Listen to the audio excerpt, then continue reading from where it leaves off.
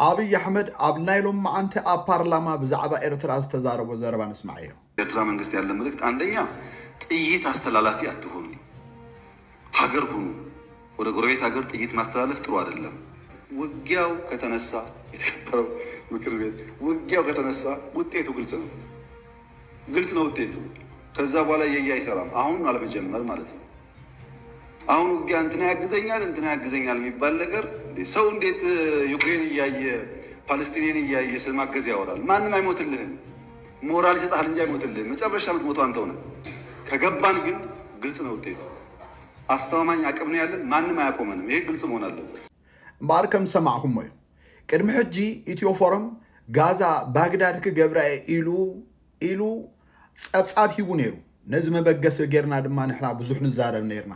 ሎሚ ግን ብኣፉ ኣብ ማእኸል ባይቶ ፓርላማይ ናይታ ሃገር እቲኣ ንኤርትራ ጠንቂቕዎ ኣሎ።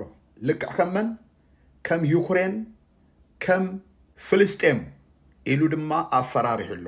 ማንም ዝሕግዘኩም የለን፣ ማንም ዝድንግፀኩም የለን፣ ክነጥፋኣኩም ኢና፣ ክንድምስሰኩም ኢና። እዚ ዓይነቱ ዘረባ ብዕሊ ኣብ ልዕሊ ኤርትራ ኩናት ኣዋጅ ኣውጅሉ።